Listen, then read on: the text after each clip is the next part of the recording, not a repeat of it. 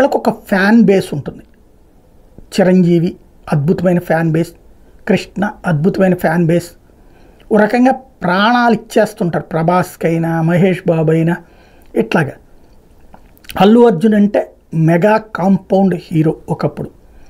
అది mega compound అనేటటువంటిది అంటే ఇక ప్రతిదీ కూడా నినాదాలు కేకలకు అనుగుణంగా కాదన్నటువంటిది అతను. నేను చిరంజీవి అభిమాని, చిరంజీవి గారి వల్లనే సినిమాల్లో ఈ స్థాయికి వచ్చానని చెప్తాడు. అదే సందర్భంలో పవన్ కళ్యాణ్ని జై అన్నాడు. కానీ పదే పదే నువ్వు ప్రతి మీటింగ్లో కూడా పవన్ కళ్యాణ్ గురించినే మాట్లాడాలి అంటే సినిమాకి సంబంధించినటువంటి అంశం పక్కకి వెళ్ళిపోతుంది. ఫర్ ఎగ్జాంపుల్ ఓ సినిమా ఆడియో ఫంక్షన్కి వెళ్తారు, అక్కడ అల్లు అర్జున్ మాట్లాడుతూ ఉంటే జై పవన్ కళ్యాణ్ జై పవన్ కళ్యాణ్ అంటారు. దాంతో ఆయన కూడా అవును పవర్ స్టార్ పవన్ కళ్యాణ్ అని చెప్తారు. రెండో రోజున ఆ సినిమా పేరు రావట్లేదు, ఆ సినిమా టైటిల్ రావట్లేదు. ఈ యూట్యూబుల్లోనా సోషల్ మీడియాలోనా లేకపోతే పేపర్లలోనా పవన్ కళ్యాణ్కి జై కొట్టిన బన్నీ, పవన్ కళ్యాణ్ గొప్పతనాన్ని వివరించిన బన్నీ ఇట్లాగ రాసుకొస్తున్నారు. అసలు విషయం పక్కకి వెళ్ళిపోతుంది. అదే అతను ప్రస్తావించింది.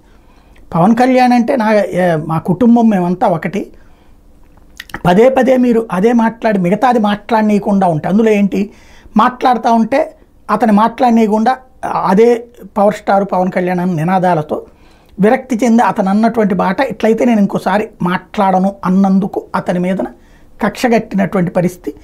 ఆ రోజు నుండి అల్లు అర్జున్ని వెంటాడుతున్నటువంటి పరిస్థితి ఇది. వాస్తవంగా ఇక తన అభిమానులు మెగా బ్యాచ్నే కాబట్టి మెగా ఫ్యాన్సే కాబట్టి ఇక అతనికి దిక్కు లేదుకుండా చూడాలి అన్నటువంటి ఒక ప్రయత్నం.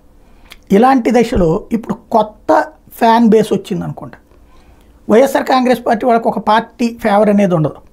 వాళ్ళు మామూలుగా ఏ సినిమా బాగుంటే ఆ సినిమా చూస్తుంటారు.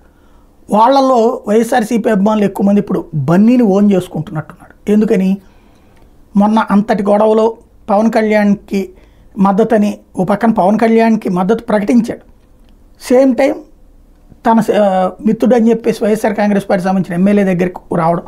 అప్పటి నుంచినే పవన్ అభిమానులు బన్నీని టార్గెట్ చేశారు కాబట్టి బన్నీ దాన్ని ధిక్కరిస్తున్నాడు కాబట్టి ధిక్కరిస్తున్నందుకు కానీ బన్నీని వెంటాడుతున్నారు కాబట్టి ఇప్పుడు వీళ్ళు అతన్ని సేవ్ చేయడానికి లేదా అతనికి అనుకూలమైనటువంటి పోస్టులు చివరికి పలు చోట్ల హోర్డింగ్స్ పోస్టర్లు కూడా పెట్టుకొచ్చారు.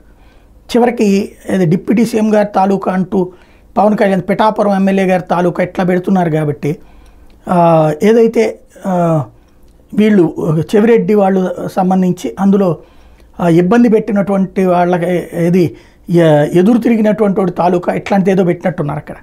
ఇవి మరింతగా ఫ్లేరప్ చేస్తున్నాయి. గ్రౌండ్ లెవెల్లో ఇప్పుడు బన్నీకి ఒక పెద్ద వైఎస్ఆర్ కాంగ్రెస్ పార్టీకి సంబంధించిన అభిమానులు పెరిగారు అనడానికి సాక్షి ఇవాళ ఏకంగా అసలు ఓ పెద్ద నిజమైన సమాచారంతో కూడా కాదు, క్యాజువల్గా రాసిపడేసింది. బాక్సాఫీస్ నివేదికల ప్రకారం పుష్ప ది రైతుతో సహా పలు చిత్రాల కలెక్షన్ అధిగమించడానికి సిద్ధంగా ఉంది. తొలి రోజు దాదాపు 250 కోట్ల వసూలు ఖాయమని అంచనా వేస్తున్నారు. ఒకటో రోజు అయిపోయింది కదా, అయ్యాక రాత్రి లెక్క తీసుకుని రాయొచ్చు కదా. కానీ అర్జెంటుగా రాసేసి ఫ్రంట్ పేజీ పెట్టింది, బ్యాక్ పేజీలో 12వ పేజీలో స్టోరీ రాసుకొచ్చింది. అంటే అర్థం ఏంటి, మేము ఓన్ చేసుకుంటున్నాం అన్నటువంటి సంకేతం ఇచ్చింది అనమాట.